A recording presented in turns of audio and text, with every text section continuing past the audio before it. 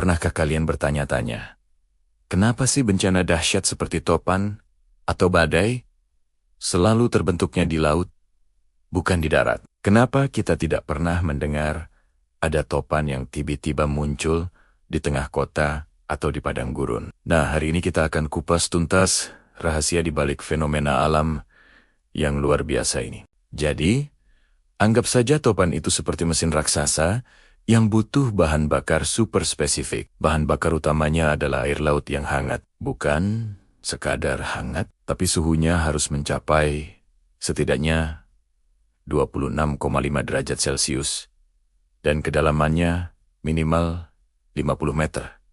Kenapa harus begitu? Karena air hangat inilah yang akan menguap dalam jumlah besar. Uap air ini ibarat bensin bagi mesin topan. Saat uap air naik ke atmosfer, ia membawa energi panas yang sangat besar. Prosesnya dimulai ketika udara hangat dan lembab di atas permukaan laut ini mulai naik. Saat naik, udara mendingin dan uap air di dalamnya mulai mengembun, membentuk awan badai raksasa yang kita kenal sebagai awan cumulonimbus. Proses pengembunan ini melepaskan sejumlah besar energi panas laten yang kemudian menghangatkan udara di sekitarnya. Udara yang lebih hangat ini menjadi lebih ringan dan terus naik ke atas, menciptakan area bertekanan rendah di permukaan laut di bawahnya. Nah, alam tidak suka dengan kekosongan. Jadi, udara dari area bertekanan lebih tinggi di sekitarnya akan bergegas masuk untuk mengisi area bertekanan rendah tadi. Disinilah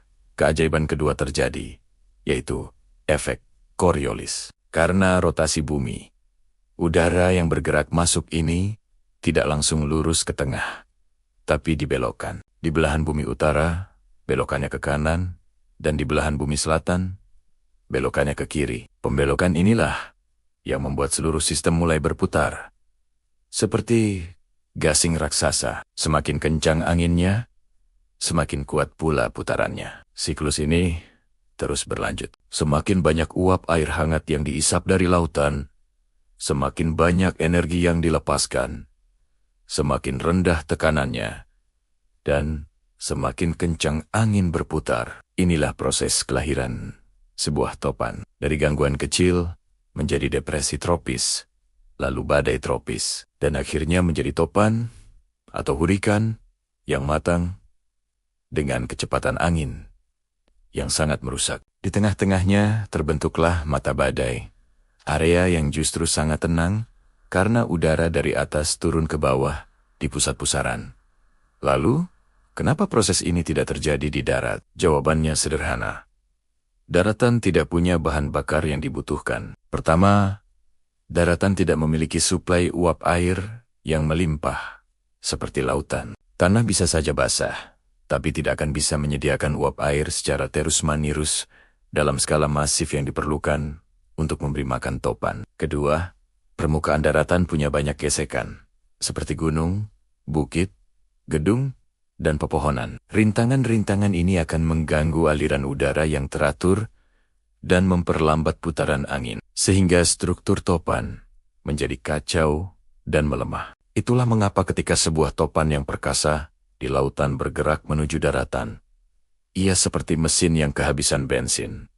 Sumber energi utamanya, yaitu air laut hangat, terputus. Selain itu, gesekan dengan daratan akan merusak struktur putarannya. Akibatnya, topan akan melemah dengan cepat dan akhirnya lenyap, meskipun seringkali masih menyisakan hujan lebat dan angin kencang yang bisa menyebabkan banjir dan kerusakan. Jadi, singkatnya, topan adalah anak kandung lautan tropis yang hangat. Lautan menyediakan energi panas dan kelembapan yang melimpah sebagai bahan bakarnya. Sementara efek Coriolis dari rotasi bumi memberikan putaran awalnya. Tanpa kombinasi sempurna dari kedua elemen ini, monster cuaca sehebat topan tidak akan pernah bisa terbentuk. Menarik sekali bukan? Alam memang selalu punya cara kerja yang logis dan menakjubkan.